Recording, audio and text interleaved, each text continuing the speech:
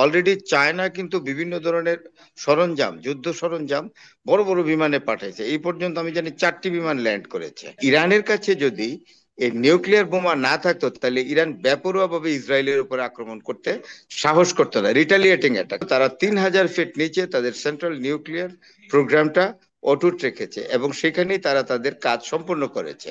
তা না হলে আমি যেটা মনে করি, ইরান এইরকম ভাবে বেপরোয়া ইসরায়েলের উপরে অ্যাটাক করতো না। এবং সবচেয়ে বড় কথা কি, এটা আপনার যে আমেরিকার যে আপনার বি মানে বি আমেরিকার যে বি টু বাংকার বিমান ক্লাস্টার আছে, বোমা রয়েছে সেটা দিয়েও কি ধ্বংস করতে পারবে না তাহলে আপনার? পারবে না। মাত্র 200 ফিট নিচে যায়, এরপরে আর এটা কার্যকরী থাকে না। ইরান এটা ও, আগে থেকেই জানে, ইরানিয়ান সায়েন্টিস্টরা আগে থেকেই জানে। এবং সবচেয়ে বড় কথা, ইরানকে কিন্তু ইউরোপই হেল্প করেছে, কোন কোন দেশ। আমেরিকা এবং ইসরায়েল যে সকল পৃথিবীর যে সকল রাষ্ট্রগুলোর প্রতি ভয়ানক বা বিপজ্জনক বলে আমি মনে করি, যে সকল রাষ্ট্রগুলির প্রতি পৃথিবীতে প্রত্যেকটা রাষ্ট্রের অধিকার আছে নিউক্লিয়ার বোমা তৈরি করা। নেতানিয়াহু যে লোকটা এখন যে ইসরায়েলের প্রধানমন্ত্রী, এই ভদ্রলোকের পলিসির কারণে কিন্তু মধ্যপ্রাচ্যে অনেক কিছু ঘটেছে। যেমন আমি একটা একটা করে বলি, যেমন ইরাকের আণবিক চুল্লির উপরে ইসরায়েল যে র্যাকলেস এয়ার স্ট্রাইকিং করে চুল্লিটা একেবারে বসিয়ে দিল, ধ্বংসপ্রাপ্ত হয়ে গেল। এক, এবং আণবিক শক্তি আর কোনোদিনও ইরাক হতে পারবে না। 2 নম্বর, সাদ্দাম হোসেনকে টপল করার ব্যাপারে, অর্থাৎ ক্ষমতা থেকে সরিয়ে দেওয়ার যে ফন্দি, সেটাও কিন্তু এই বুদ্ধিও কিন্তু দিয়েছে আপনার এই নেতানিয়াহু। তাহলে নেতানিয়াহুর পলিসিতে ইরাক শেষ হলো। এবার আসেন লিবিয়া। লিবিয়াতে যে আরব বসন্তের নামে যে ঘটনাটি ঘটেছে, এবং সেটাও কিন্তু আসলে নেতানিয়াহুর পলিসি, তার মিডল ইস্ট একটা পলিসি ছিল। এবং সেই পলিসিটাকে, সে তার পলিসিটাকে আমেরিকাকে খাওয়াতে পেরেছে, অর্থাৎ সেল করতে পেরেছে আমেরিকার কাছে। এইবার আসেন লিবিয়া শেষ হলো। এইবার আসেন আপনি সিরিয়া। সিরিয়া তো একই অবস্থা। সিরিয়াকে সব এই নেতানিয়াহুর খেলা। এবং তার একটি প্রধান পলিসি হলো, কোন ডেমোক্রেটিক গভর্নমেন্ট বা কোন বেনিভোলেন্ট ডিক্টেটর যেন আরো বিশ্বে মাথাচাড়া দিয়ে না উঠতে পারে। এবং সে সব সময় মনে করেছে নেতানিয়াহু, যে যে কোনো শক্তিশালী নেতৃত্ব আরব বিশ্বের যে কোনো দেশে, সেটা ইসরায়েলের জন্য হুমকি স্বরূপ। এই বিষয়টা কিন্তু আমাদের মাথায় রাখতে হবে। বাকি রইল ইরান। ইরান এখন যেটা চলছে, ইরান ডেমোক্রেটিক গভর্নমেন্ট ইরানেই আছে শুধু, সারা মধ্যপ্রাচ্যে ডেমোক্রেটিক গভর্নমেন্ট বলতে শুধু আছে কোথায়? ইরানে। এই ডেমোক্রেটিক ইসলামিক বিপ্লবের মাধ্যমে যে ডেমোক্রেটিক গভর্নমেন্ট ইরানে হয়েছে, সেই গভর্নমেন্টটাকে টপল করতে পারলেই ইসরায়েলের ষোলকলা পূর্ণ হয়। তো এই প্রেক্ষিতেই তারা কিন্তু নেমেছে। তাদের একটা স্লোগান আছে কিন্তু, এবং সেটা রাগডাগ করেনি। নেতানিয়াহু বলেছে যে আমরা ইরানের রেজিম চেঞ্জ চাই। ইরান ঠিকই থাকবে, ইরানকে আমরা কিচ্ছু করবো না, স্পর্শ করবো না, টাচও করবো না, দুটো।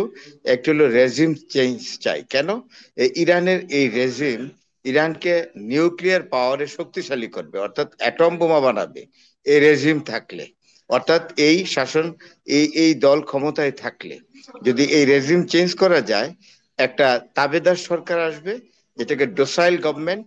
যেমন রেজা শাহ পাহলুবির ছেলে যে রেজা খান, তাকে ইংল্যান্ডে রেখে আসলেই আমার পূর্ববর্তী বক্তা যেটা বলে গেলেন এটা সঠিক। তাকে এখন সমস্ত কিছু তেল পানি দিয়ে তাকে তৈরি করছে এই গভর্নমেন্ট রেজিম। এই যে বর্তমান ইরানের যে রেজিম আছে, এই regime is totally uncontrolled by Israel. তো সেই জন্য এই গভর্নমেন্টকে সরাতে পারলে ওই রেজা খানকে এনে বসাবে, রেজা দ্য সেকেন্ড। তো তাকে এনে বসাইলে ইসরায়েল যা বলবে সে তাই করবে। অর্থাৎ মিডল ইস্টে কোনো ডেমোক্রেটিক গভর্নমেন্ট উঠতে দেওয়া হবে না। ডেমোক্রেটিক গভর্নমেন্ট মানে শক্তিশালী সরকার। আপনি দেখেন আজকে মানে সারা মধ্যপ্রাচ্যে কোনো ডেমোক্রেটিক গভর্নমেন্ট নাই বলেই কিন্তু আমেরিকাও এখানে খবরদারি করে। তেলের নিয়ন্ত্রণ তারা নির্ধারণ করে, তেল কি হবে না হবে, কোথায় কোন দেশ কত ব্যারেল পাবে, ইত্যাদি ইত্যাদি। তেলের ডিটারমিনার, সোজা কথা। আর ফরেন পলিসিও এইরকম। যখন পুরো আরব বিশ্ব একবার জেগে মধ্যপ্রাচ্যটাকেই কোনো উঠেছিল, না কোনো ভাবে নিয়ন্ত্রণে রেখেছে, পুরো মধ্যপ্রাচ্যটাকে। Exactly, exactly. আমি আপনাকে বলি, দুইবার মধ্যপ্রাচ্যের ফরেন পলিসি, সরি, মধ্যপ্রাচ্যের প্রতি আমেরিকার ফরেন পলিসি দুইবার চেঞ্জ হয়েছে। এটা যখন ইউনাইটেডলি আরব ওয়ার্ল্ড এর বিরুদ্ধে, ইসরায়েলের বিরুদ্ধে যুদ্ধ করেছিল, একটা 67 সালে, তখন মিশরের প্রেসিডেন্ট ছিলেন জামাল আব্দুল নাসের। আর এটা হলো 73 সালে, তখন মিশরের প্রেসিডেন্ট ছিলেন মরহুম আনোয়ার সাদাত। এবং তারা যখন এই যুদ্ধের পরে দুইবারই ফরেন পলিসি চেঞ্জ করছে, ফরেন পলিসি চেঞ্জের একমাত্র উদ্দেশ্য হলো তেলের নিয়ন্ত্রণ নিজেদের মধ্যে রাখা, আমেরিকা যাতে মধ্যপ্রাচ্যের তেলের নিয়ন্ত্রণটা যাতে না হারায়, and that is the target of Israel. আর আরেকটা জিনিস হলো মধ্যপ্রাচ্যের কোন রাষ্ট্র যাতে কোনোভাবেই আণবিক শক্তি সম্পন্ন না হয়। আণবিক শক্তি সম্পন্ন হলেই এখানে পলিটিক্স চেঞ্জ হয়ে যাবে। প্রথমত যেটা চেঞ্জ হবে, যদি ইরান যদি আণবিক শক্তি আজকে শক্তি সম্পন্ন হয়, তাহলে মধ্যপ্রাচ্যের ফরেন পলিসি টোটালি চেঞ্জ হবে। এবং আমরা এটাও জানি, আমাদের কাছে খবর আছে ইরানের কাছে বোমা আছে। তো আমি তো এর আগে সত্যিও আমি আপনাকে বলেছি, তা না হলে ইরান কিন্তু ইসরায়েলের উপরে এরকম ভাবে বেপরোয়া মানে এই রিটালিয়েটিং বোমা অ্যাটাক বোমা বোমা এখনো শুনতে পাচ্ছি যে নিউক্লিয়াস বোমা তাদের কাছে আছে, আবার আছে। তারা তৈরির আছে সম্পূর্ণ তৈরি করার না, শেষ তাই পর্যায়ে আছে। তৈরির এবং ব্যাপারটা এটা আমি একদিন লোকেশনটাকে কোথায় এ নিয়েও সংশয় রয়েছে। ফর্দোতে যদি তারা বম্বিং করা হয় তাহলে এটা নিশ্চিন্ন হয়ে যাওয়ার সম্ভাবনা রয়েছে। ফাইন, এই ভেরি এই গুড। বিষয়গুলি আপনার আপনার কাছে একটু শুনতে চাই স্পষ্ট আমি আসলে। একটু বলি, ইরানের যে সেন্ট্রাল নিউক্লিয়ার পাওয়ারটা আছে নাটানজে, নাটানজ শহর যেটা নাতানজ, সেখানে আছে, এটা 3,000 ফিট নিচে আছে।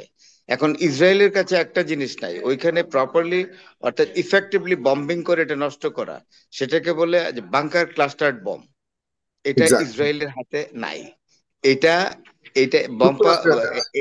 এইটা আছে আমেরিকার কাছে। হুম এবং এটা হলো B2 বিমান যেটা, সেটা হুম। হলো এটা সবচাইতে ওইটা ক্যারিয়ার। বহন করে, এটা হ্যাঁ, ক্যারিয়ার। তো এটা বি একটু টু দেওয়ার জন্য বিমানটা বি টু বিমানটাও ইসরায়েলের হাতে নাই। ও ক্লাস্টার বোমা যেটা মাত্র 200 ফিট ঢুকে, কিন্তু ইরান করে নিয়েছে 3,000 ফুট। অর্থাৎ আমি মনে করি যে ইরান হয়তো এখানে ইন্টেলিজেন্সে ইরান ফেলিয়ার হয়েছে অনেকটা, যাতে তারা জানে না যে মুসাব তাদের ঘরের ভিতরেই বসে আছে। তাদের হুম অনেক বড় বড় নেতা ড্রয়িং রুমের খবরও মুসাব রাখে। কিন্তু হুম একটা জিনিস ইরানের এই গভর্নমেন্ট, বর্তমান সরকার খুব দূরদর্শিতার সাথে করেছে, আর সেটি হলো তারা 3,000 ফিট নিচে তাদের সেন্ট্রাল নিউক্লিয়ার প্রোগ্রামটা অটুট রেখেছে এবং সেখানেই তারা তাদের কাজ সম্পন্ন করেছে। তা না হলে আমি যেটা মনে করি, ইরান এইরকম ভাবে বেপরোয়া ইসরায়েলের উপরে অ্যাটাক করতো না। এবং সবচেয়ে বড় কথা কি, এটা আপনার যে আমেরিকার যে আপনার বি মানে বি আমেরিকার যে B2 বাংকার বিমান ক্লাস্টার আছে, বোমা রয়েছে সেটা দিয়েও কি ধ্বংস করতে পারবে না তাহলে আপনার? পারবে না। মাত্র 200 ফিট নিচে যায়, এরপরে আর এটা কার্যকরী থাকে না। ইরান এটা ও, আগে থেকেই জানে, ইরানিয়ান সায়েন্টিস্ট আগে থেকেই জানে। এবং সবচেয়ে বড় কথা, ইরানকে কিন্তু ইউরোপই হেল্প করেছে কোন কোন দেশ, যে ক্লাস্টার্ড বম দিয়ে যাতে তার নিউক্লিয়ার প্রজেক্ট যেটা 3,000 ফিট নিচে আছে, এটাকে হুম কখনোই যেন ধ্বংস করতে না পারে। তো সেইখানে ইরানের কাছে যদি এই নিউক্লিয়ার বোমা না থাকতো, তাহলে ইরান বেপরোয়া ভাবে ইসরায়েলের উপর আক্রমণ করতে সাহস করতো না। রিটালিয়েটিং অ্যাটাক, আমি আক্রমণ করব হুম না, ইরানকে হুম প্রথম আক্রমণ করেছে, ইরান তা ফেরত দিচ্ছে। এই যে হুম রিটালিয়েটিং অ্যাটাক, অর্থাৎ মোকাবেলা করা, যে আক্রমণকে মোকাবেলা করা, সেই মোকাবেলাটা কিন্তু তীব্রভাবেই করছে।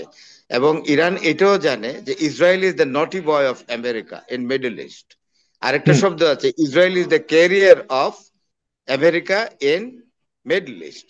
এই মিডল ইস্টের আমেরিকা ইয়ের মাধ্যমে, ইসরায়েলের মাধ্যমে যত প্রকারের আনরেস্ট আছে, যত প্রকারের আনডেমোক্রেটিক প্র্যাকটিস আছে, যত প্রকারের আনরেস্ট সিচুয়েশন আছে, এগুলো করায়। কারণ আপনি খেয়াল করে দেখবেন, ইসরায়েল এমন একটি রাষ্ট্র যে তার প্রতিবেশী প্রত্যেকটি রাষ্ট্রের উপর আঘাত করেছে, হয় যুদ্ধ হুম করেছে, নয় গুপ্ত হত্যা করেছে বড় বড় নেতাদেরকে।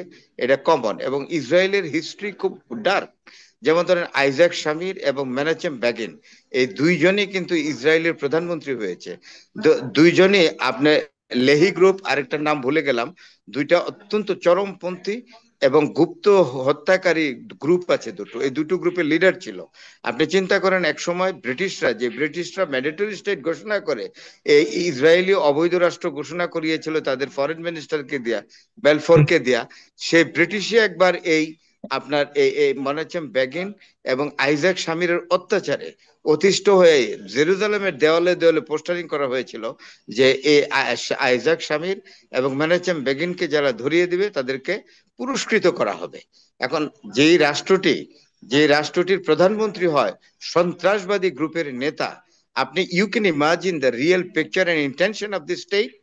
ইট is totally an illegal state. তো সুতরাং আপনি বুঝতেই পারেন যে হুম। এখন জি। জনাব অধ্যাপক ফরহাদ হোসেন, আপনি স্টাক হয়ে গেছেন। আপনার কথা সমস্যা শুনছিলাম। হলো জি। আমার, হ্যালো, আমার যেটা হচ্ছে, জি। মানে এখন যেটা মনে করছি যে ডোনাল্ড ট্রাম্প এখন হুম। কনফিউশনে পড়েছে এই জন্য, অলরেডি চায়না কিন্তু বিভিন্ন ধরনের সরঞ্জাম, যুদ্ধ সরঞ্জাম বড় বড় বিমানে পাঠাইছে। এই পর্যন্ত আমি জানি 4টি বিমান ল্যান্ড করেছে। এবং আপনার আপনার যেটা হলো রাশিয়া, রাশিয়ার পুতিন কিন্তু অত্যন্ত ঝানু পলিটিশিয়ান। হুম। উনি পুতিনও বুঝে গেছে যে আমেরিকা যদি মধ্যপ্রাচ্যের উপরে আবার আপনার পুতিনকে অর্থাৎ রাশিয়াকে এবং চায়নাকে অগ্রাহ্য করে তাদের হুম। শক্তি বলবৎ রাখে, তাইলে পরবর্তী সময়ে চায়না এবং রাশিয়াকে আর আমেরিকা দাম দিবে না। সুতরাং তাদের অবস্থান সঠিক, মানে শক্তিশালী অবস্থানে রাখার জন্য তারাও বলেছে যে ইরানের উপরে যদি আমেরিকা হামলা করে তাইলে আমাদের আর বসে থাকার সুযোগ নাই। আরেকটি জিনিস হলো, চীন সবচেয়ে বেশি তেল আমদানি করে ইরান থেকে। ইরানের সাথে চীনের যে তেল বাণিজ্য অত্যন্ত, মানে বড় পর্যায়ের, ভলিউম খুব হাই। সুতরাং ইরানকে যদি আক্রমণ করে পুরো মধ্যপ্রাচ্যে, যদি ইরানও ছাড়বে না, ইরানের কাছে অ্যাটম থাকলে এই সমস্যা কিন্তু আমেরিকারও, এই সমস্যা চায়নারও, এই সমস্যা কিন্তু রাশিয়ারও। কারণ যদি ইরান বোমা নিক্ষেপ করে বসে তাইলে তেলগুলো শেষ হয়ে যাবে। মিডল ইস্টের যুদ্ধে এমন ভাবে ছড়াবে যে কোনো তেল খনি, সৌদি আরবের তেল খনি থাকবে না, কুয়েত, কাতার, আরব আমিরাত, কোনো দেশের তেল খনি, ইরানের কোনো কিছুই থাকবে না। তখন যে রাষ্ট্রগুলো শিল্প উন্নয়নে অগ্রসর হচ্ছে বা শিল্প উন্নয়ন অত্যন্ত পিকেবল স্টেজে আছে, তারা তো তেলের উপর নির্ভর করতে হয়। তারা তেল পাবে কোথায়? চায়না পাবে কোথায়? রাশিয়া পাবে কোথায়? বা অন্যান্য ইউরোপের দেশগুলো তো পেতে হবে। সুতরাং আমার যেটা মনে হচ্ছে যে হুম। ডোনাল্ড ট্রাম্প বাণিজ্যিক সেন্টিমেন্টের লোক, সুতরাং ব্যক্তিগতভাবেও কিন্তু বাণিজ্য তার পছন্দ। সুতরাং হুম। আমার মনে হয় না যে এরকম র্যাকলেস কোনো অ্যাটাকে ডোনাল্ড ট্রাম্প তার যাবে মানে বলে আমি নিউক্লিয়ার মনে করি পর্যন্ত না। যাবে বলে মনে হয় না, এবং বড় শেষ ধরনের পর্যন্ত আক্রমণে হয়তো আসলে। টেবিলে ডাকবে। আমি যেটা মনে করি, আমি হুম। শেষ কথা একদম, আমি যেটা মনে করি আমেরিকার একটা সহ্য দেখানো উচিত, অর্থাৎ ধৈর্য। হুম। আমেরিকা ইরানকে অ্যালাউ করা উচিত তার অ্যাটমিক বোমা যাতে সে বানাইতে পারে, অথবা অ্যাটমিক বোমা থাকলে সেজন্য এটা ওপেন ডিক্লেয়ার করতে পারে যে আমার কাছে অ্যাটম বোম আছে, এতে যত আমেরিকার যেন কোনো ইরিটেশন তৈরি না হয়। এই জিনিসটা। আর আরেকটা জিনিস মনে করি আমি, যে হুম। আমেরিকা এবং ইসরায়েল যে সকল পৃথিবীর যে সকল রাষ্ট্রগুলোর প্রতি ভয়ানক বা হুম। বিপজ্জনক বলে আমি মনে করি, যে হুম। সকল রাষ্ট্রগুলির প্রতি পৃথিবীতে প্রত্যেকটা রাষ্ট্রের অধিকার আছে নিউক্লিয়ার বোমা তৈরি করা, in order to defend themselves from United States of America and Israel. আমি মনে করি ইসরায়েল এবং আমেরিকা পৃথিবীর যে কোনো রাষ্ট্রগুলোর প্রতি হুমকি স্বরূপ, সেই রাষ্ট্রগুলোর অধিকার আছে আপনার অ্যাটম জি। বোমা তৈরি করা। ধন্যবাদ।